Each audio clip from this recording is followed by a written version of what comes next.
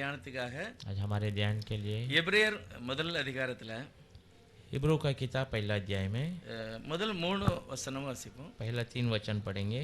பூர்வ காலங்களில் பங்கு பங்காகவும் வகை வகையாகவும் தீர்க்கதரிசிகள் மூலமாய் பிதாக்களுக்கு திருவுளம் பற்றின தேவன் இந்த கடைசி நாட்களில் குமாரன் மூலமாய் நமக்கு திருவுளம் பற்றினார். இவரை சர்வத்துக்கும் சுதந்திரவாளியாக நியமித்தார். இவரை கொண்டு உலகங்களையும் உண்டாக்கினார். இவர் அவருடைய மகிமையின் பிரகாசமும் அவருடைய தன்மையின் சொரூபமாய் இருந்து சர்வத்தையும் தம்முடைய வல்லமையுள்ள வசனத்தினாலே தாங்குகிறவராய் தம்மாலே தாமே நம்முடைய பாவங்களை நீக்கும் சுத்திகரிப்பை உண்டு பண்ணி உன்னதத்திலுள்ள மகத்துவமானவருடைய வலது பார்சத்திலே உட்கார்ந்தார். पूर्व युग में परमेश्वर ने बाप दादों से थोड़ा थोड़ा करके और भांति भांति से भविष्यद्वक्ताओं के द्वारा बातें कर इन अंतिम दिनों में हमसे पुत्र के द्वारा बातें की, जिसे उसने सारी वस्तुओं का वारिस ठहराया और उसी के द्वारा उसने सारी सृष्टि की रचना की है. वह उसकी महिमा का प्रकाश और उसके तत्व की छाप है और सब वस्तुओं को अपनी सामर्थ्य के वचन से संभालता है. वह पापों को धोकर ऊंचे स्थानों पर महिमन के दाहिने जा बैठा. கர்த்தருக்கு ஸ்தோத்திரம். परमेश्वर को धन्यवाद हो. தேவன் எப்படி தன்னை இந்த உலகத்துக்கு வெளிப்படுத்தினார் அப்படிங்கறத பற்றி எபிரேயர் நிருபத்திலே எழுதியிருக்கிறது. परमेश्वर अपने आप को इस दुनिया में कैसे प्रकट किया करके प्रकटीकरण में लिखा है. நமக்கு தெரியும் பழைய ஏற்பாட்டுல தேவன் பங்கு பங்காகன்னா தீர்க்கதரிசிகள் மூலமாக சில பரிசுத்தவான்கள் மூலமாக தேவன் தன்னை வெளிப்படுத்தினார். हम जानते हैं पुराने नियम में परमेश्वर थोड़े थोड़े रूप में भविष्यद्वक्ताओं के द्वारा या पवित्र लोगों के द्वारा अपने आप को प्रकट किया. ஆனா இந்த கடைசி நாளில पर इस आखिरी दिनों में குமாரன் மூலமாக தேவன் தன்னை வெளிப்படுத்துகிறார். पुत्र के द्वारा परमेश्वर अपने आप को प्रकट करता है. எதற்காக தேவன் தன்னை வெளிப்படுத்துகிறார்? क्यों परमेश्वर अपने आप को प्रकट करता है? எதற்காக தேவன் இந்த புதிய ஏற்பாட்டுல மாம்சத்தில் வெளிப்படுகிறார்? क्यों परमेश्वर इस नए नियम में शरीर में प्रकट हुआ? தெரியும் பழைய ஏற்பாட்டுல ஒரே ஒரு மனிதனுடைய வீழ்ச்சி தவறுனால பழைய ஏற்பாடு எழுதியிருக்கிறது. पुराने नियम एक मनुष्य के गिरने के वजह उसके गलतियों के वजह से पूरी पुराना नियम लिखा गया है. அந்த மனுஷனுடைய வீழ்ச்சியில இருந்து எப்படி அவனை திரும்ப தன்னுடைய நிலைக்கு கொண்டு வர முடியும்? उससे मनुष्य जो गिर गया था उसे फिर से पुराने स्थिति में कैसे लाकर खड़ा कर सकते? விழுந்ததனால யாரெல்லாம் இந்த உலகத்துல பாதிக்கப்பட்டாங்க? वो गिरने के वजह से कौन-कौन उसमें जो है नुकसान पाया? பூமியே பாதிக்கப்பட்டது. पूरी दुनिया उस नुकसान में हो அவருடைய गया. படைக்கப்பட்ட எல்லாமே அந்த ஒரு ஆதாம் நிமித்தம் எல்லாம் பாதிக்கப்படுகிறது. उसकी हर एक सृष्टि पूरी उस एक आदम के वजह से वो जो है वो नुकसान हो गया. ஒரு மனுஷனுடைய தோல்வி अनेகருடைய வாழ்க்கையில் என்ன ஆயிட்டு அது வீழ்ச்சி அதாவது அது தோல்வி. एक मनुष्य की हार बहुत लोगों के जीवन में हार बन गया है. ஆனா புதிய ஏற்பாட்டுல पर नए नियम में ஒரே ஒரு தேவன் एक ही खुदा அவர் மனிதனாக குமாரனாக வெளிப்பட்டு वो मनुष्य पुत्र बनकर प्रकट हुआ. அவர் என்ன செய்கிறார்? வெற்றி அடைந்து वो क्या करता है? विजय पाता है. அந்த வெற்றியை தன்னுடைய பிள்ளைகளுக்கு கொடுக்க வந்திருக்கிறார். वो विजय को अपने बच्चों को देने के लिए आया ஆனா है. இது अनेகருடைய வாழ்க்கையில ஏற்றுக்கொள்ள முடியல. पर इसे बहुत सारे लोग अपने जीवन में स्वीकार नहीं இப்ப पाते. இன்னைக்கு வாஸ்த யோவான்ல எழுதும்போது சொல்கிறார், आज हमने जो पढ़ा यूहन्ना में लिखते समय कहता है கிறிஸ்துவின் உபதேசத்தில் நிலைத்திராதவன் मसीह के उपदेश में न टिकने वाला அவன் தேவன் உடையவன் அல்ல. वो परमेश्वर का नहीं. கிறிஸ்துவின் உபதேசத்தில் நிலைத்திருக்கிறவனே பிதாவையும் குமாரனையும் உடையவன். मसीह के उपदेश में बने रहने वाला ही पिता और पुत्र को पहना हुआ है. ஆகவே தேவன் இந்த உலகத்துல தன்னுடைய அன்பை வெளிப்படுத்த இந்த உலகத்துல மனிதனாக வருகிறார். परमेश्वर अपने प्रेम को इस दुनिया में प्रकट करने के लिए मनुष्य बनकर आया. அவர்தான் குமாரன் என்று அழைக்கப்பட்டார். वही पुत्र करके बुलाया गया. இந்த குமாரன் மூலமாக தான் நமக்கு பாவ மன்னிப்பாகிய மீட்பு. इस पुत्र के द्वारा ही हमें पाप का क्षमा. இப்போ இவர் மூலமாக உலகம் என்ன செய்கிறது? ஒரு விடுவிக்கப்பட முடியும், ரட்சிக்கப்பட முடியும். अब इनके द्वारा पूरी दुनिया क्या है? छुड़ाया जा सकता है, एक छुटकारा पा सकता है. அப்ப பழைய ஏற்பாடு தோல்வியில ஆரம்பித்தது, पुराना नियम हार में शुरू हुआ था புதிய ஏற்பாடு வெற்றியோட முடிக்கிறது. और नए नियम विजय के साथ खत्म होता है. ஆகவே இந்த வேதாகமத்துக்குள்ளாக தங்களுடைய இருதயங்களை கொடுக்கப்பட்ட ஒவ்வொரு பிள்ளைகளையும் इसलिए इस वचन में अपने हृदय को देने वाले हर एक बच्चों को அவர்களை தேவனே புதுப்பிக்கிறார். परमेश्वर उन्हें नया करता அவர்கள் है। தேவனுடைய சாயலாக மாற்றப்பட वो போகிறார்கள். परमेश्वर के स्वरूप में बदला जाते हैं। அப்பொழுதுதான் தேவன் ஒரே ஒரு முழு உலகத்தையுமே என்ன செய்கிறாரு? புதுப்பிச்சு புதிய வானத்தையும் புதிய பூமியையும் கொண்டு வருகிறார். परमेश्वर पूरी दुनिया को नया कर नया आसमान नया धरती को அப்பொழுது நாம் தேவனுடைய சாயலாக இருப்போம். तब हम परमेश्वर के स्वरूप हो जाएंगे। இதைத்தான் பவுல் மூலமாக எபிரேயர்கள் நிருபத்தில் यही வெளிப்படுத்தப்பட்டிருக்கு. पौल के द्वारा इब्रियों की किताब में प्रकट किया जाता है। எபிரேயர் முழுவதுமே நம்ம எழுதப்பட்ட வார்த்தைகளை நம்ம தியானித்தால் इब्रिय पूरा हमने लिखे हुए वचन को अगर हम ध्यान करेंगे तो அது சொல்லுகிறார், மோசேயை காட்டிலும் தீர்க்கதரிசிகளை காட்டிலும் இந்த குமாரனாக வெளிப்பட்டவர் மேன்மையானவர். वो कहता है कि मूसा से भी बढ़कर बड़े बड़े भविष्यवक्ताओं से भी बढ़कर ये पुत्र में जो प्रकट हुआ वो बड़ा है। தேவதூதர்களை காட்டிலும் மனுஷகுமாரன் இயேசு கிறிஸ்து பெரியவர். स्वर्गदूतों से भी बड़ा मनुष्य का पुत्र यीशु मसीह बड़ा है। யோசுவாவை காட்டிலும் योशुआ से बड़ा எல்லா மனுஷ பரிசுத்தவான்களை காட்டிலும் இயேசுவானவர் எப்படிப்பட்டவர்? மகிமையானவர். सारे पवित्र लोगों के बदले में यीशु मसीह उससे भी महिमा पाया हुआ है। பலியை காட்டிலும் बलि से भी बढ़कर எல்லாவற்றையும் அவர் தன்னில் தானே வெற்றி அடைந்தவராக இருக்கிறார். सब कुछ वो अपने आप में ही विजय पाया हुआ है। ஆகவேதான் இவர்தான் சர்வத்திற்கும் மேலான ஒரு தெய்வம். इसलिए यही सर्व सारे सृष्टि के ऊपर का बड़ा खुदा है। இப்போ 4 சுவிசேஷம் உலகத்துல வந்தது. 4 सुसमाचार दुनिया में இந்த आया। 4 சுவிசேஷமே இயேசுவானவரை வித்தியாசமாகத்தான் போதிக்கிறது. ये चारों सुसमाचार यीशु मसीह को अलग अलग तरीके से वो शिक्षा देता है। மத்தேயு எழுதின சுவிசேஷத்துல நம்ம தியானித்தால் मत्ती के सुसमाचार को अगर हम ध्यान करेंगे तो அவரை தாவீதின் குமாரனாக மட்டும்தான் அதை மேன்மையாக वो காண்பிக்கும். दाऊद का पुत्र के रूप में केवल वो महिमा करके அவர் दिखाता है। ராஜா, राजा है, அவர் கிறிஸ்துவானவர், वो मसीह है, அவர் அழியாதவர். वो अविनाशी है இரண்டாவது அவர் சிங்கத்தை போல और உள்ளவர். वो शेर के समान है, அவர் யூதா கோத்திரத்து वो சிங்கம். यहूदियों का सिंह है। இது மத்தேயுனுடைய ஒரு போதனை. ये मत्ती का एक शिक्षा है। ஆனா மார்க்ல எழுதும்போது पर मार्क लिखते समय அவருடைய பிறப்பை பற்றி அதில் எழுதல. उनका जन्म के बारे में नहीं लिखा இவர் है। பாடுபடக்கூடிய ஒரு ஊழியக்காரன், ये जो है तकलीफ उठाने वाला एक सेवक, சுமை தாங்குகிறவர், बोझ उठाने वाला, ஒரு காளையை போல வண்டி இழுக்கிற ஒரு மாடை போல. एक बैल के समान जो गाड़ी को अपने कंधे पे लेकर அப்ப மார்க் இப்படி அந்த மனுஷகுமாரனை வெளிப்படுத்துகிறார். मार्क मनुष्य के पुत्र को ऐसे प्रकट करता है। லூக்கா பாத்தீங்கன்னா முழுக்க முழுக்க அவர் ஒரு பரிசுத்தவானாக மனிதனாக வெளிப்படுத்துகிறார். लोक परिपूर्णता से वो एक पवित्र मनुष्य के रूप में प्रकट करता है। ஒரு இரக்கமுள்ளவர், वो अनुग्रह पाया அவர் हुआ, ரட்சிக்கிறவர், वो उद्धार करने वाला, எல்லாரையும் அவர் ஏற்றுக்கொள்ளுவார். सबको वो स्वीकारता है। ஒரு தயவு நிறைந்த ஒரு மனிதன். एक दया भरा हुआ एक मनुष्य। லூக்கா புத்தகத்துல பாத்தீங்கன்னா அதே அதிகமா இப்படிதான் அவர் எழுதியிருக்கிறார். लोक की किताब में अगर हम देखेंगे बहुत जगह पर ऐसे ही ஆனா लिखा है। யோவான்ல पर यूहन्ना में அவர் தன்னை வார்த்தையாக தெய்வமாக தன்னை காண்பிக்கிறார். वो अपने आप को वचन के रूप में परमेश्वर के रूप में प्रकट करता है। ஒவ்வொரு சுவிசேஷமே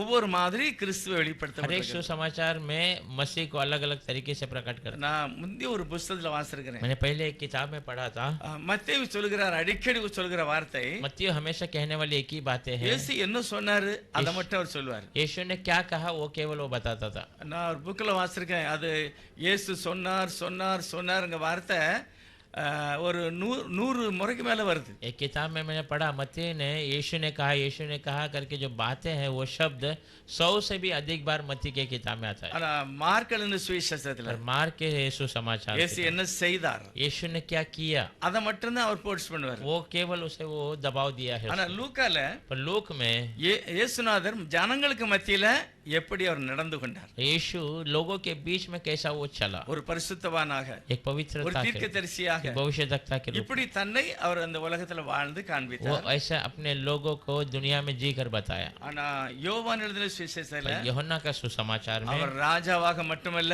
தெய்வமாக தன்னை वो வெளிப்படுத்தினார். राजा केवल नहीं परंतु परमेश्वर के रूप में अपने மரித்தவனை எழுப்புகிறது, मरे हुए को जिंदा करता है। பிறவிக்குருடனை சுகமாக்குகிறது, जो पैदाइशी अंधे को चंगा करना, நிறைய அவர் தேவன் அப்படிங்கிறதை தான் யோவான் வெளிப்படுத்துகிறார். बहुत वो खुदा है वैसा करके वो முழுசும் यूहन्ना நான் பார்க்கும்போது पूरी चीजों को हम देखते समय தேவன் தன்னை எவ்வளவாக மனுஷனிடத்தில் அன்பு கூர்ந்தாரு, அதனால நீங்க அவருக்கு பின்னால போங்க, நீங்க மீட்கப்படுவீர்கள். परमेश्वर मनुष्य पे कितना प्रेम किया, इसलिए उसके पीछे जाओ तभी आप छुड़ाए जाएंगे। அதுதான் ரொம்ப முக்கியமான ஒரு காரியம். वही बहुत अहम है। சங்கீதம் 40வது அதிகாரத்துல भजन संहिता 40वें अध्याय में 6வது வசனம் யாராவது வாசிக்கலாம்? 6वां वचन कोई पढ़ेंगे? 40வது சங்கீதம். பலியையும் காணிக்கையையும் நீர் விரும்பாமல் என் செவிகளை திறந்தீர், சர்வாங்க தகன பலியையும் பாவ நிவாரண பலியையும் நீர் கேட்கவில்லை. मेल बलि और अत्र बलि से तू प्रसन्न नहीं होता, तू न मेरे कान खोद कर खोले हैं, होम बलि और पाप बलि तूने नहीं चाही. இயேசுவானவர் பழைய ஏற்பாட்டில் यीशु मसीह पुराने नियम में குமாரனாக பிதாவை பார்த்து பேசுகிறது போல எழுதியிருக்கிறது. पुत्र के रूप में पिता से बातें करने जैसा लिखा है. பிதாவை பார்த்து சொல்லுகிறாரு, पिता को देखकर कहता நீர் है பலியையும் காணிக்கையும் விரும்பவில்லை, आपने मेल बलि या अन्य बलि दान बलि என் नहीं मांगा, செவிகளை திறந்தீர், परंतु मेरे कानों को खोला. நீர் சர்வாங்க தகன பலி இதெல்லாம் நீர் கேட்கல. आपने होम बलि ये सब मांगा नहीं है. 7வது வசனம் பார்த்தீங்கன்னா, 7वां वचन देखेंगे तो அப்பொழுது நான் तब मैं இதோ நான் வருகிறேன், देव मैं आ रहा हूँ. புஸ்தக சுருளில் என்னை குறித்து எழுதியிருக்கிறதே. हाँ, किताब में जो है मेरे बारे में लिखा हुआ है. பிதாவாகிய தேவனுக்கு முன்னால இயேசு சொன்ன மாதிரி எழுதியிருக்கிறது. पिता पुत्र के पिता परमेश्वर के सामने यीशु कहते जैसा दिखाई देता है. புஸ்தகத்துல தீர்க்கதரிசனம் எழுதியிருக்கலாம் என்னை பற்றி. पुस्तक में भविष्यवाणियों में मेरे बारे में लिखा है. ஆகவே நான் எழுதியிருக்கிறதை நிறைவேற்றும்படி இறங்குகிறேன். उसीलिए मैं लिखे हुए बातों को पूरा करने के लिए उतर என் रहा हूँ. தேவனே, हे मेरे खुदा, உமக்கு பிரியமானதை செய்ய விரும்புகிறேன். आपके प्रिय कार्य करना चाहता हूँ. உமது நியாயப்பிரமாணம் என்றும் என் உள்ளத்தில் இருக்கிறது. आपका व्यवस्था हमेशा मेरे हृदय में है. என்றும் சொன்னேன் அப்படின்னு எழுதியிருக்கிறது. ऐसा मैंने कहा, ऐसा क्या.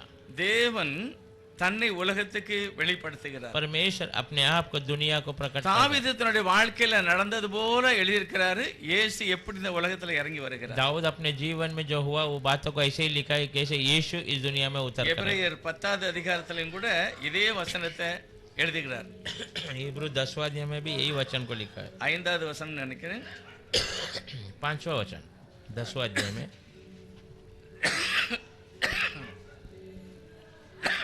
इसी कारण वह जगत में आते समय कहता है, बलिदान और भेंट तूने न चाही, पर मेरे लिए एक देह तैयार की. ஆகையால் அவர் உலகத்தில் பிரவேசிக்கும் போது பலியையும் காணிக்கையும் நீர் விரும்பவில்லை, ஒரு சரீரத்தை எனக்கு ஆயத்தம் பண்ணினீர். இயேசுவானவர் இந்த உலகத்துல என்ன செய்யறாராம்? यीशु मसीह दुनिया में क्या करता है? ஒரு மனிதனுடைய மீட்புக்கு பலியும் காணிக்கையும் அல்ல, एक मनुष्य के छुटकारे के लिए बलि और दान नहीं, ஒரு சரீரத்தை எனக்கு एक ஆயத்தப்படுத்தினார். शरीर को मेरे लिए तैयार किया. தேவன் மனிதனாக இந்த உலகத்துல இறங்கி வந்தார். परमेश्वर मनुष्य बनकर इस दुनिया में उतर அதுதான் गया. ரொம்ப முக்கியமான காரியம். वही बहुत अहम बात है. நமக்கு லூக்கா சுவிசேஷத்துல இயேசு கிறிஸ்துவினுடைய பிறப்பை பற்றி தெளிவா எழுதியிருக்கிறது. लोग यीशु समाचार यीशु मसीह के जन्म के बारे में साफ तरीके से लिखा है. முதல் அதிகாரத்துல அவர் எப்படி இந்த உலகத்துல வருகிறார், पहले अध्याय में वो कैसे इस दुनिया में आया है. லூக்கால ரொம்ப அருமையாக பழைய ஏற்பாடையும் புதிய ஏற்பாடையும் இணைத்து அவர் எழுதுகிறார். लोक में बहुत अच्छे से पुराने नियम और नए नियम को संग रख कर बताया. நியாயப்பிரமாணத்தின்படி 8வது நாள் இயேசுவானவருக்கு விருத்த சேதனம் பண்ணினார். व्यवस्था के अनुसार 8वें दिन यीशु मसीह को खतना की गई. நியாயப்பிரமாணத்தின்படி 40வது நாள் அவரை தெய்வ சமூகத்துல கொண்டு வந்து பிரதிஷ்டை பண்ணி बलि चलतना। व्यवस्था के अनुसार 40वें दिन उसे प्रभु की उपस्थिति में लाकर उसकी प्रतिष्ठा की गई।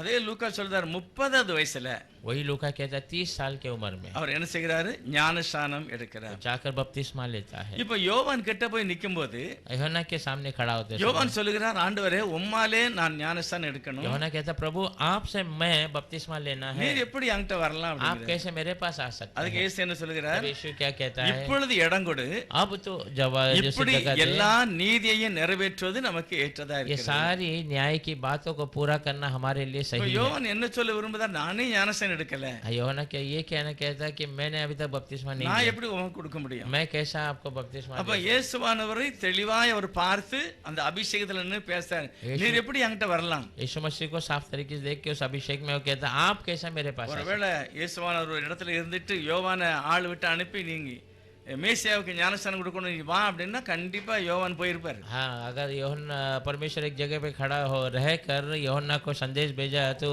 मसीह को बपतिस्मा देना तो आ करके कहा तो वो निश्चय आ जाता। யோவான் அப்படிப்பட்ட அபிஷேகத்துல தான் போகிறாரு। यूहन्ना ऐसे अभिषेक में ही जाता है, ஆனா இவர்தான் யோவானை தேடி போகிறார்। पर यही यूहन्ना को ढूंढ कर जाता ஒரு है। ஒரு பரிசுத்தவானை போல ஒரு தீர்க்கதரிசி போல தன்னை एक வெளிப்படுத்துகிறார்। पवित्र व्यक्ति के रूप में, एक भविष्य का वक्ता के रूप में अपने आप को प्रकट। அடுத்து அவர் என்ன செய்கிறார், ஞானஸ்நானம் எடுத்த உடனே ஆவியினானவரால அவர் வனாந்தரத்துக்கு போகிறார். उसके बाद वो बपतिस्मा लेते ही पवित्र आत्मा के द्वारा वो जंगल में भेज दिया गया। வனாந்தரத்துல போய் என்ன நடந்தது? जंगल में क्या हुआ? 40 நாட்கள் அவர் என்ன செய்கிறாரு? உபாசத்துல இருக்கிறார். 40 दिन रात वो उपवास करता है। இந்த உபாசம் உலகத்தில் உள்ள எல்லா மனுஷர்களுக்காக. ये उपवास दुनिया भर के सारे लोगों के அதுக்கு பிறகு அவர் வந்த சோதனை ஒவ்வொரு மனிதர்களுக்காக. उसके बाद आई उसकी परीक्षा वो सारे मनुष्य के लिए, எல்லாருக்காகவும் இவர் என்ன செய்றாரு? வெற்றி அடைந்தார். सारे लोगों के लिए उसने विजय प्राप्त அதுக்கு தான் அவர் அந்த கதை காமிக்கிறார். इसीलिए उस बातों को वहाँ बताता है। இன்னொரு காரியத்தை அவர் சொல்லுகிறார் பாத்தீங்கன்னா லூக்கால और एक बात 2வது அதிகாரத்துல और एक बात को कहता है, देखिए लूक के किताब 48வது வசனம் 48 वचन। தாய் தகப்பன்மாரும் அவரை கண்டு ஆச்சரியப்பட்டார்கள். அப்பொழுது அவருடைய தாயார் அவரை நோக்கி, மகனே, ஏன் எங்களுக்கு இப்படி செய்தாய்? இதோ உன் தகப்பனும் நானும் விசாரத்தோடு உன்னை தேடினோமே என்றாள். तब वे उसे देखकर चकित हुए और उसकी माता ने उससे कहा, हे पुत्र, तूने हमसे क्यों ऐसा व्यवहार किया? देख, तेरा पिता और मैं कुड़ते हुए तुझे ढूंढते थे। இப்போ வயசு எத்தனை? 12 வயசு. अब उम्र क्या है? 15। நான் நினைக்கிறேன் வேணும்னே இவங்க கூட வராம கொஞ்சம் ஒதுங்கி நின்ன மாதிரி தெரிகிறது. मैं सोच रहा हूँ जानबूझ के इनके संग न आने जैसा वो छुप कर बैठ खड़ा है। 46வது வசனம் சொல்லுகிறது 46 वचन कहता है 3 நாளைக்கு பிறகுதான் இவங்க கண்டுபிடிக்கிறாங்க. 3 दिन के बाद वे लोग उसे ढूंढ लेते हैं। முதல்ல அவங்க அந்த பண்டிகையில இருந்து அவங்க வீட்டை பார்த்து நடந்து போறாங்க. पहला वो त्योहार खत्म होते वो घर की तरफ चल के जाना शुरू कर ஆனா देते हैं। போகும்போது இயேசுவானவரை பார்த்தா கிடைக்கல. पर जाते समय यीशु मसीह को जब उन्होंने ढूंढा, அறிமுகமானவங்கட்ட எல்லாம் கேட்காங்க.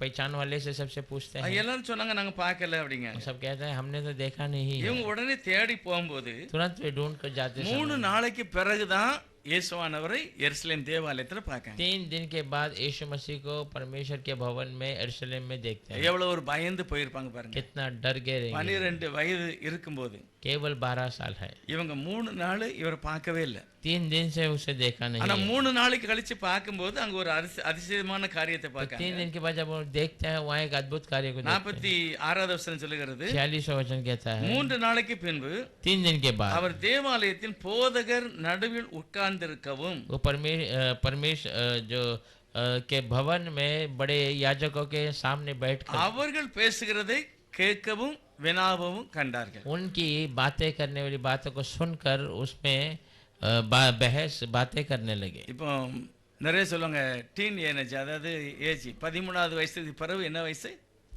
बहुत ஒரு நல்ல பருவமான வயசு. बहुत सारे लोग कहेंगे टीन एज करके, जैसे 13 साल खत्म हुआ एक नई शुरुआत ஆனா जवानी அதனால का। தான் 12 வயசு போட்டிருக்கு. அதுக்கு முந்தி पर यहाँ पर लिखा 12 साल, उससे भी पहला। இந்த சுபாவம் எத்தனை பேருக்கு இருக்கும்? ये स्वभाव कितने लोगों को அதுல है? எழுதியிருக்கிறது போதகர்கள் பேசுகிறதை கேட்டுக்கிட்டு இருந்தாரு அப்படின்னு போட்டு. उसमें लिखा है कि वे जो सिखाने वाले शिक्षक के बातों को सुनकर बैठा हुआ था। அப்படி யாருக்காவது அந்த அனுபவம் இருக்கா? 12 வயசுல யாராவது பிரசங்கம் பண்ணும்போது உட்கார்ந்து கேட்கிற அனுபவம்? किसी के पास वो अनुभव है कि जब 12 साल का उम्र है और सेवक वचन दे रहे हैं उसको बैठकर सुन रहे हैं। லூக்கா என்ன சொல்றாருன்னா இப்படிதான் நீ நடக்கணும் அப்படிங்கிற மாதிரி எழுதியிருக்கிறார். अब लोग ऐसे ही कहते हैं कि ऐसे ही तुम्हें भी चलना है। அவர் ஒரு நீதிமான். वो एक धर्मी है। அவர் சின்ன குழந்தை பருவத்திலிருந்தே தன்னை அடையாளப்படுத்துகிறார். वो छोटे बचपन के स्थिति में रहते समय ही போதகர்கள் பேசுகிறதை கேட்டார். सिखाने वाले शिक्षक सिखाने वाली बातों को वो सुना। அதுதான் ரொம்ப முக்கியம். वही बहुत अहम है। பைபிள் சொல்லுகிறது வசனத்தை கேட்டாதான் ஞானம் வரும், விசுவாசம் வரும். बाइबल बताती है वचन को सुनेंगे तो आपको ज्ञान और विश्वास आएगा। ஆனா நிறைய பேர் சின்ன பிராயத்திலே வசனம் வாசிப்பாங்க, தியானிப்பாங்க, யாராவது பேசினா அதையும் கேட்பாங்க. पर बहुत सारे लोग छोटे बचपन में ही वचन ध्यान करते हैं, पढ़ते हैं, और कोई कुछ कहा तो वो भी सुनते हैं। எப்படிப்பட்ட பிள்ளைகளை தேவன் உன்னதமான உயரமான இடத்துல வைக்கிறார். ऐसे बच्चों को परमेश्वर ऊंचे स्थानों में रखता है। அதுக்கு அடுத்து அவர்களிடத்தில் வினாவினர்னா கேள்வி கேட்கிறார். उसके बाद उनके पास प्रश्न पूछता है। விளங்காத சில காரியங்களை அவங்ககிட்ட கேட்டு படிக்கிறார். जो जो बातें नहीं समझ में आई वो उनसे ही बातें कर कर उसको सीखता है। இதுதான் ஒரு நல்ல அடையாளம் உள்ள ஒரு குழந்தைகள். वही एक अच्छा चिन्ह वाला बच्चे हैं। இயேசுவானவர் 12 வயசா இருக்கும்போதே என்ன செய்தாராம்? வசனத்தை கேட்டாரு. यीशु मसीह 12 साल की उम्र में था तभी वो वचन सुनता था। விளங்காதத அவர் கேட்டு படிச்சுக்கிட்டாரு. और जो नहीं समझ आया वो भी पूछ कर उन्होंने सीख लिया। ஆனா இதை நிறைய தாய்மார்கள் விரும்புவாங்க. तो बहुत सारे लोग ये माता है उसे पसंद ஒரு करती है। சிலர் என்ன செய்வாங்கன்னா, நம்ம பாட புக்கில இருந்து கேள்வி கேட்டா பரவாயில்ல, பைபிள்ல இருந்து கேட்க கூடாது. कोई कोई सोचता है कि ये स्कूल के किताब से कुछ पूछा तो अच्छा रहेगा, वचन से पूछ के मत करो। ஆமா, ஸ்கூல் புக்ல கேட்டான்னா பையன் நல்லா வளர்ந்துருவான், படிப்புல நல்லா முன்னேறுவான். स्कूल के किताब से प्रश्न पूछेंगे तो बच्चा बढ़ जाएगा और आगे बढ़ेगा, ஆனா பைபிள்ல இருந்து கேட்க கூடாது. पर बाइबल से नहीं पूछना। ஆனா யூதர்களை பாருங்க, पर यहूदी लोग देखिए, இந்த குழந்தை சண்டே கிளாஸுக்கு போகும்னாலேயே ஆண்டவரை பற்றி தாயும் தகப்பனும் தான் போதிக்கிறார்கள். ये बच्चा संडे स्कूल जाने के पहले ही परमेश्वर के ज्ञान उनके माता पिता उन्हें सिखाते हैं। ரொம்ப முக்கியம் அதுதான். बहुत अहम हुई है। நீங்க தாவீது ராஜாவுடைய அனுபவத்தை பார்த்தா, अगर आप दाऊद राजा के अनुभव को देखेंगे இவர் तो எப்படி இந்த தெய்வ பக்தி உள்ள மனுஷனாக இந்த வாலிபத்துல வளர்ந்திருக்க முடியும்? कैसा ये परमेश्वर के भक्ति में जवानी तक जो जीवन बिताया होगा। யாரோ வாசித்ததை கேட்டிருப்பாரு, कोई पढ़ा हुआ बातों को सुना இல்ல होगा, தாயும் தகப்பனுடைய வாழ்க்கையில நடந்த அந்த நீதியான வாழ்க்கை. या माता पिता के जीवन में चलने वाला वो धार्मिक की बात அதுதான் है, ரொம்ப முக்கியம். वो बहुत अहम है। மோச ஒரு அடையாளம். मूसा एक चिन्ह है। மோசே பற்றி எபிரேயர்கள் நிருபத்துல, मूसा के बारे में इब्री की किताब में लिखा है, எபிரேயர் யாத்ராகமும் निर्गमन 2வது அதிகாரம் 11வது வசனம். दूसरा अध्याय में 11 वचन। மோசே பெரியவனான காலத்தில் அவன் தன் சகோதரரிடத்தில் போய் அவர்கள் சுமை சுமக்கிறதை பார்த்து தன் சகோதரராகிய எபிரேயரில் ஒருவனை ஒரு எகிப்தியன் அடிக்கிறதை கண்டு, ऐसा हुआ कि जब मूसा जवान हुआ और बाहर अपने भाई बंधुओं के पास जाकर उनके दुखों पर हस्ती करने लगा, तब उसने देखा कि एक मिस्री जन उसके एक इब्री भाई को मार रहा है। இதுல முக்கியமா நீ கவனிக்க வேண்டியது என்னன்னா, इसमें अहम हमें ध्यान देने वाली बात यह है, அதாவது மோசே பெரியவனான காலத்தில் मूसा बड़ा होने के समय में தன் சகோதரரை போய் பார்க்கணும் அப்படின்னு நினைச்சு வெளியே வராரு. अपने भाइयों से जाकर मिलना है करके वो बाहर आता है। அப்ப வெளியே நிக்கிறதெல்லாம் மோசேனுடைய சகோதரர்கள். तो सार जो बाहर काम कर रहे हैं खड़े हैं सब மோசே मूसा के இருக்கிறது भाई। அரண்மனையில. और मूसा उस जो राज्य में है, ஆனா மோசே உள்ளுக்குள்ள இருக்க அரண்மனையில இருக்கிற மோசேக்கு வெளியே இருக்கிறது நம்ம ஆளுன்னு எப்படி தெரியும்? पर अंदर जो राज्य में मूसा है उसको बाहर के लोग मेरे हैं करके कैसा मालूम? அவனுடைய தாயும் தகப்பனு தான். उनके माता पिता ही है। அவங்க தாயும் தகப்பனு மோசேக்கு போதித்திருந்தார்கள். उनके माता पिता ने मूसा को शिक्षा दिया था। வெளியே இருக்கிறது எல்லாமே நம்முடைய யூதர்கள்.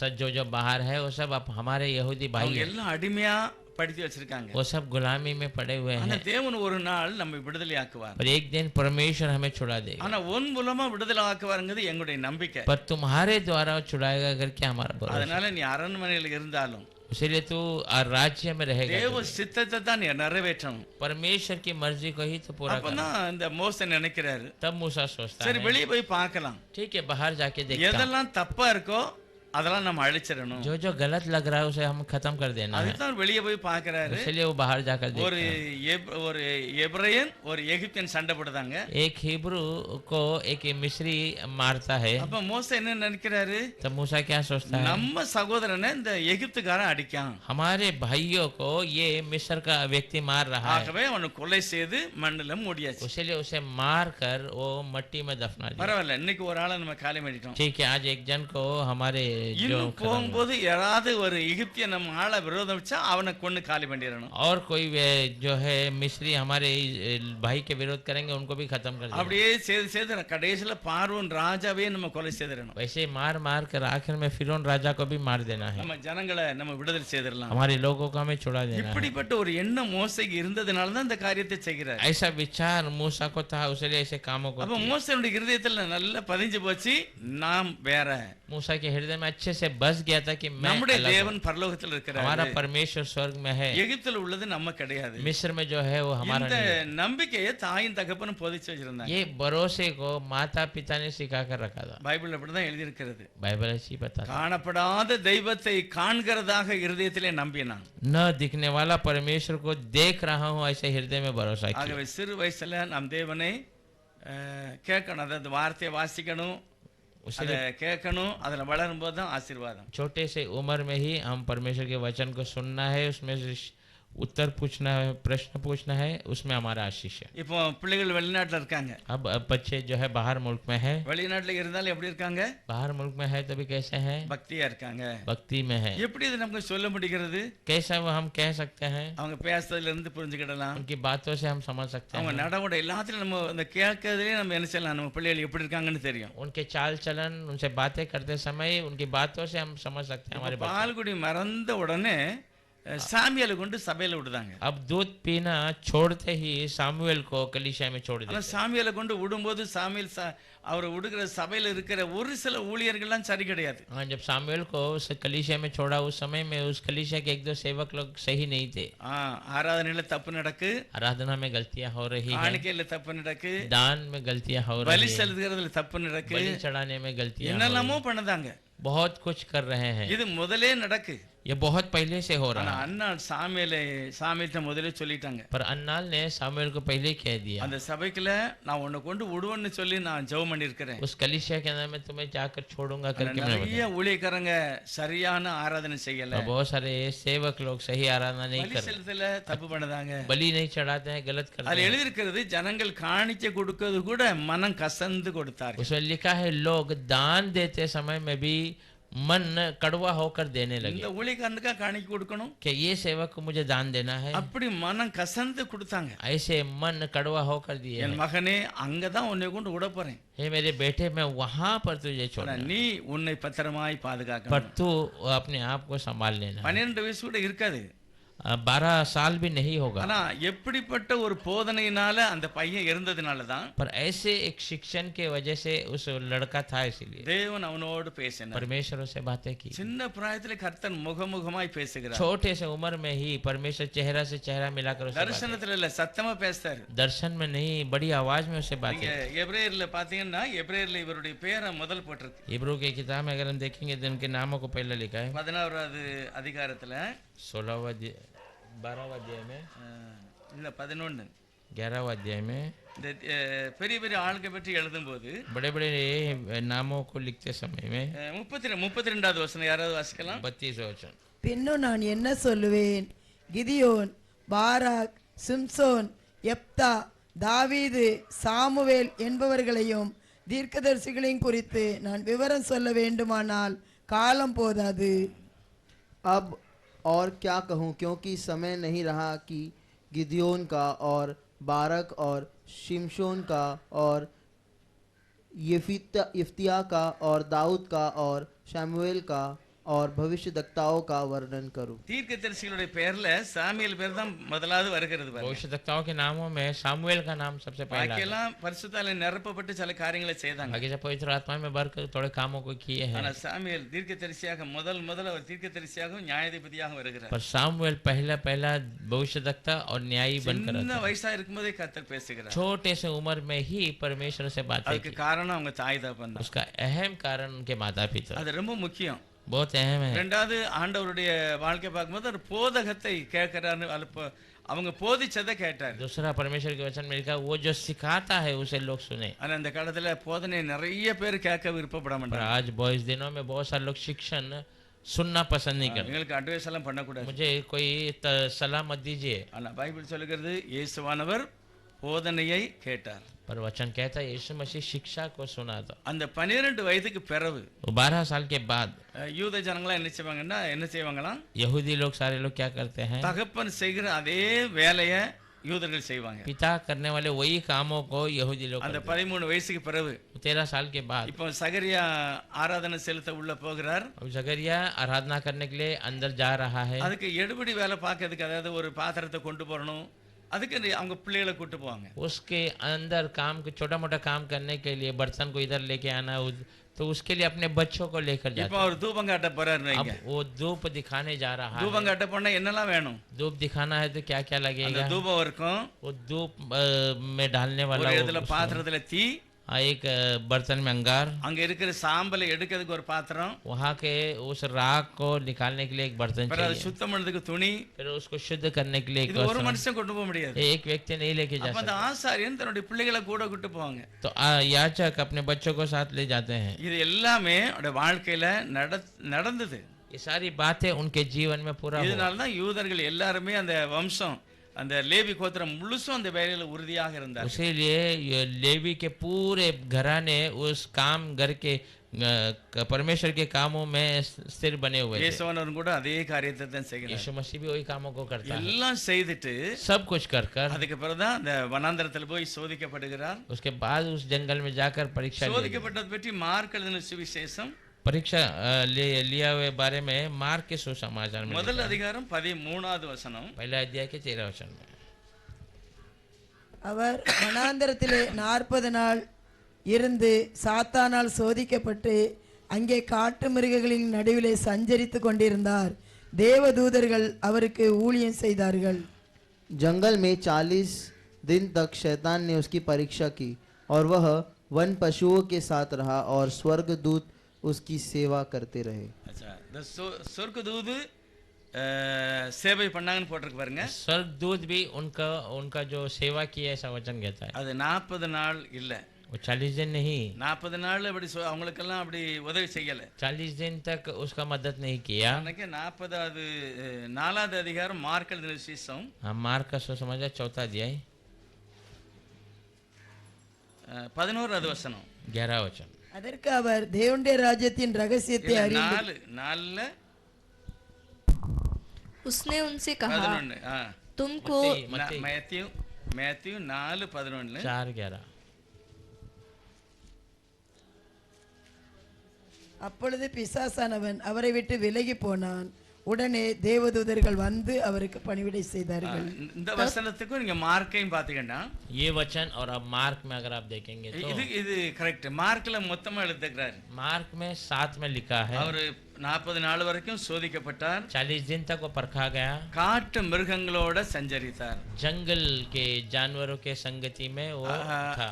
அப்படின்னா என்ன அர்த்தம்? इसका मतलब क्या है?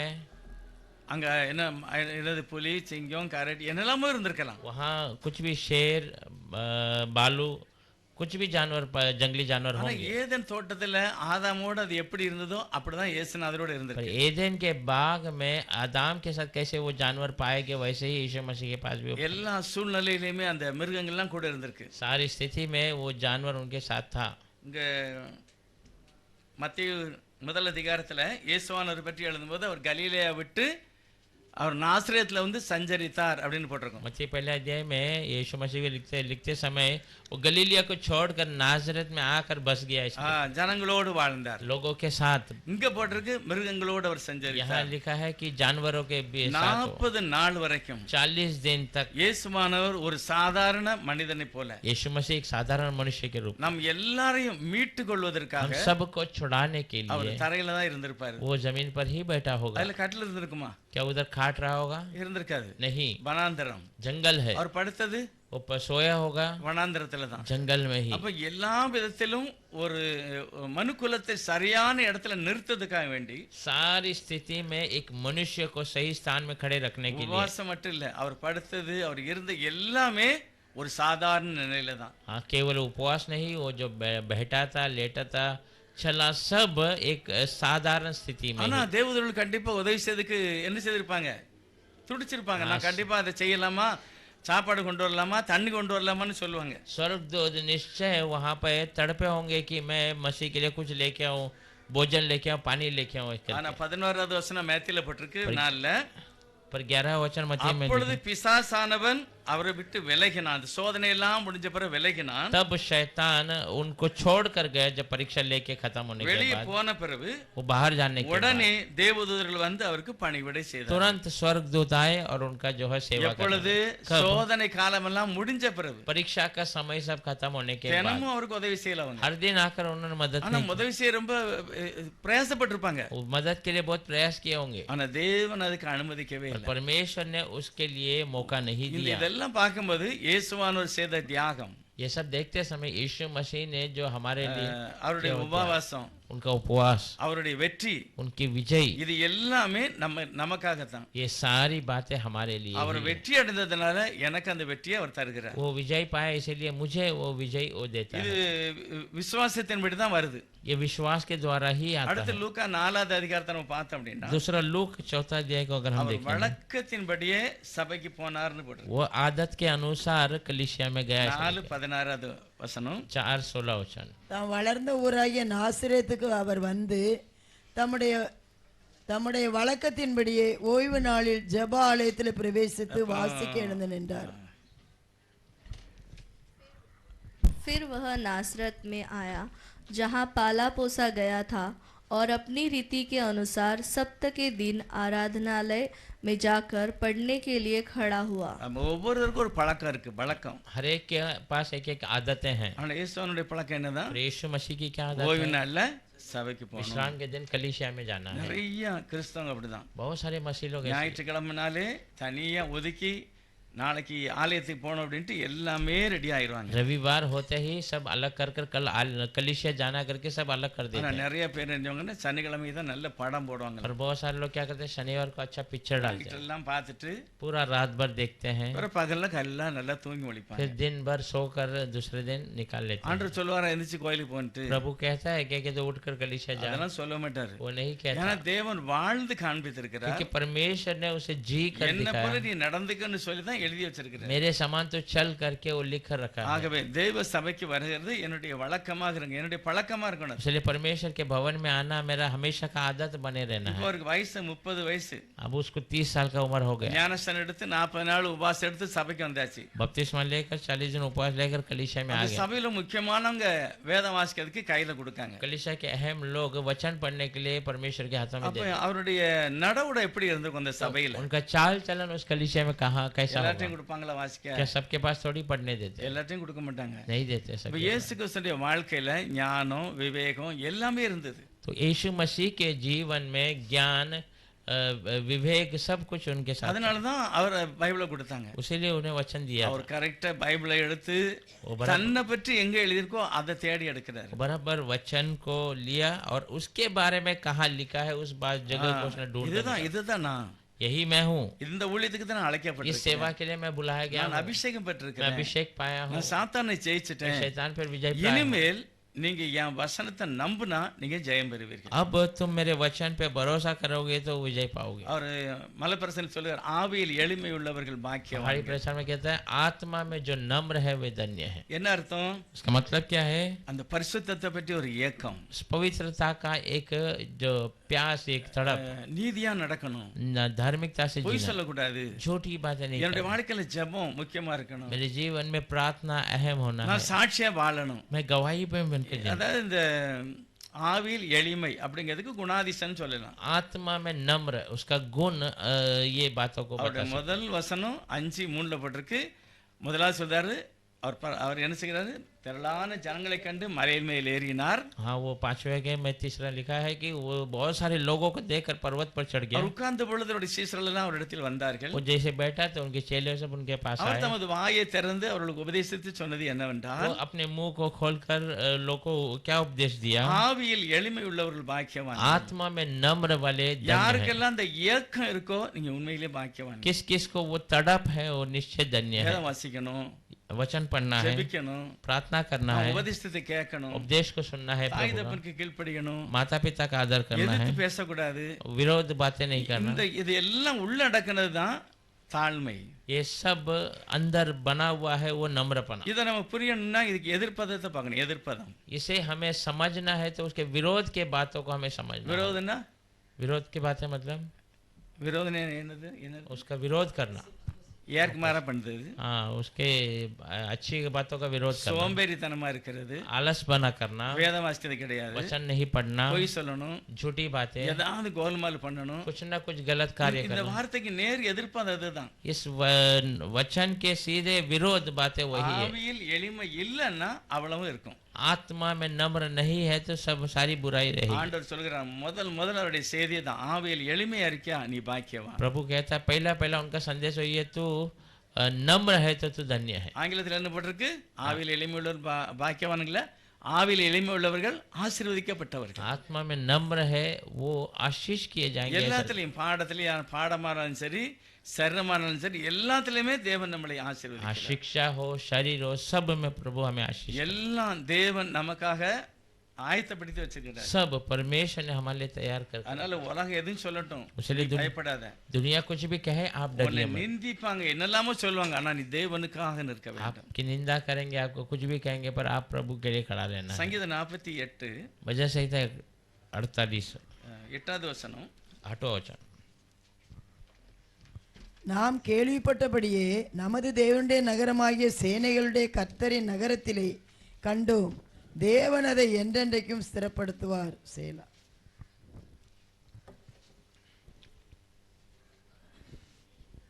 सेनाओं के यहोवा के नगर में, अपने परमेश्वर के नगर में जैसा हमने सुना था वैसा देखा भी है. परमेश्वर उसको सदा दृढ़ और स्थिर रखेगा. அதுல सेला. போட்டிருக்கு சியோன் அப்படின்னு ஒரு பர்வதம், அதாவது சபை. वहाँ लिखा है सियोन करके एक पर्वत है. वो சர்வ कलीसिया. வல்லமுள்ளவர் அந்த இடத்தை மகிழ்ச்சியாக்குகிறார். सर्वशक्ति सामर्थ्य परमेश्वर उस स्थान को आनंद में அது करता है. மகாராஜாவின் वो நகரம். महाराजा का नगर है. அவங்க சொல்றாங்க, நாங்க போய் பார்த்தோம், உண்மையிலே எப்படி எழுதி இருக்கிறதோ அப்படியே நான் वे கண்டேன். कहते हैं सच में हमने जाके देखा, जैसे सच में जो लिखा है वैसे ही हमने वहाँ தேவனை देखा. குறித்து நான் கேள்விப்பட்டதெல்லாம் நான் பார்த்தேன். प्रभु के बारे में हमने जो सुना वो सब हमने देखा है. கடைசி செஞ்சது எந்த தேவன் என்றென்றும் சதா காலங்களிலும் நம்முடைய தேவன். आखिरी वचन कहता है ये परमेश्वर सदा काल तक मेरा परमेश्वर. தேவனுடைய ஆலயத்துல உபதேசிக்கிறாங்க, வசனம் வாசிக்கும், நம்ம கேட்கிறோம். परमेश्वर के भवन में उपदेश करते हैं, वचन पढ़ते हैं, हम सुनते हैं. அதுதான் அங்க நடக்கிறது. वही बातें वही हो रही है. தீமோத்தேயை பார்த்து பவுல் சொல்லுகிறார், तीमोथी को देखकर पौल कहता நீ है சிறு பிராயத்திலிருந்தே வேத வார்த்தைகளை அறிந்தவன். तो छोटे बचपन से ही परमेश्वर के वचन को जाना हुआ है. கர்த்தருடைய வேதம் எதுக்கு எழுதப்பட்டிருக்கிறது? परमेश्वर का वचन किस लिए लिखा गया है? உபதேசத்துக்கும். उपदेश के लिए. அந்த ஒரு வசனம் வாசிக்கலாம். और एक वचन पढ़ेंगे. 2 தீமோத்தேயு 3வது அதிகாரம் 16வது வசனம். दूसरा तीमुथियुस 3 अध्याय 16 वचन.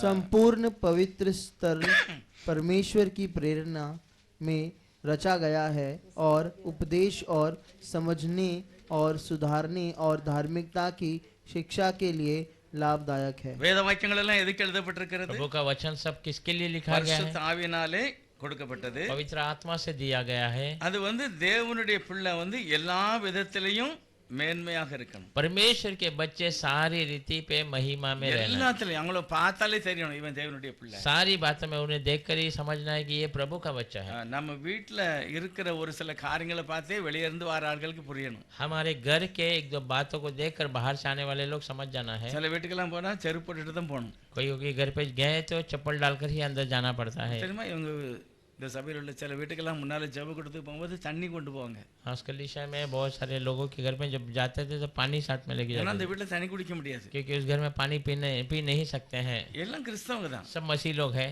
நிறைய இப்படிப்பட்ட காரியம் இருக்கிறதுக்கு முக்கிய காரணம் வேத தியானம் கிடையாது. बहुत सारे बात ऐसा रहने का अहम कारण क्योंकि वचन का ध्यान नहीं है. உபதேசத்தை ஏற்றுக்கொள்ள மாட்டாங்க. उपदेश को स्वीकारेंगे नहीं. நீதிமொழிகள்ல சாலமன் சொல்லுகிறார், नीति वचन में सुलेमान कहता है சமயம் வரும் அப்ப சொல்லு, ஐயோ நான் போதகத்தை வெறுத்தேனே. समय आएगा तब वो कहेगा अरे हाय मैंने तो वो प्रचार का इनकार कर दिया, என் போதவருடைய சொல்ல கேட்கலையே, मैंने मेरे प्रचारक का सुना नहीं நான் है, வேதத்தை கேட்கலையே. मैंने वचन को सुना नहीं है. இப்படியெல்லாம் நீ வரும் சூழ்நிலை அப்படிங்கிற. ऐसी स्थिति आएगी तो ஆகவே कहेगा. தேவ சமூகத்துல நான் வரும்போது इसलिए प्रभु की उपस्थिति में आते समय இயேசுவானுடைய வாழ்க்கை ஒரு நல்ல அடையாளம். परमेश्वर यीशु मसीह का जीवन 12 अच्छा चला. வயதுல அவர் வேதத்தை கேட்டார். 12 साल में वो वचन को सुना. 30 வயதுல அவர் ஞானஸ்நானம் எடுத்தார். 30 साल की उम्र में उसने बपतिस्मा लिया. பிசாசினால் சோதிக்கப்பட்டு शैतान से परखा गया. எல்லாவற்றையும் வெற்றி அடைந்து சபையில सारे बातों पे विजय पाकर कलीसिया में आया. உபதேசம் கேட்கல, அவரே உபதேசிக்கிறார். अब उपदेश ने सुना नहीं पर वो खुद उपदेश करता பைபிள் है. சொல்றார், உபதேசித்து சொன்னது என்னவென்றால், उसने उपदेश करके कहने वाली क्या बात? ஆவியில் எளிமையுள்ளவர்கள் பாக்கியவான்கள், आत्मा में नम्र वाले धन्य हैं. துயரப்படுகிறவர்கள் जो பாக்கியவான்கள், तकलीफ उठाने वाले धन्य சாந்த குணமுள்ளவர்கள் हैं. பாக்கியவான்கள், शांत गुण वाले धन्य हैं. இரக்கமுள்ளவர்கள் பாக்கியவான்கள். अनुग्रह पाने वाले இதெல்லாம் धन्य हैं. சொல்லி சொல்லி நீங்கள் ஆசீர்வதிக்கப்பட்டவர்கள். ये सब कह कर आप सब आशीषित किए. தேவன் எல்லாரையும் ஆசீர்வாதத்திற்கு தான் அழைத்திருக்கிறார். प्रभु ने सबको आशीष के लिए बुलाया है. ஆகவே இயேசுவானவரை தெய்வமா ஏற்றுக்கொண்ட ஜனம் பாக்கியம் உள்ளது. यीशु मसीह को खुदा मानने वाले लोग धन्य हैं। நம்ம எல்லாம் ஆசீர்வதிக்கப்பட்டவங்க. सब आशीष किए हुए लोग हैं। நமக்குன்னு ஒரு காரியம் இருக்கிறது. हमारे लिए एक बातें हैं। நமக்காக எல்லாம் தேவன் ஆயத்தப்படுத்தி हमारे வச்சிருக்கார். लिए सब कुछ प्रभु ने तैयार ஜெபம் कर பண்ணி நான் வாங்கிக்கிடணும். प्रार्थना कर कर हमें ले लेना ஏன்னா है। எனக்காக எல்லாம் ஆயத்தமா இருக்கிறதுன்னு பைபிள் சொல்லுகிறது. क्योंकि मेरे लिए सब कुछ तैयार है ऐसा वचन कहता அவர் है। சொல்லுகிறார், ஒரு ஊழியக்காரர் சொல்றார், एक सेवक कहता है சில ஒரு கப்பல்ல டிக்கெட்ல பின்னால எழுதிருந்தாங்களா, அந்த கப்பல்ல பிரயாணம் பண்ணதுக்கெல்லாம் சாப்பாடு அதில் இருக்கு அப்படின்னு. एक नाव में सफर करने वाले व्यक्ति के उनके टिकट में लिखा था कि इसमें सफर करने वाले सबको भोजन मुफ्त है।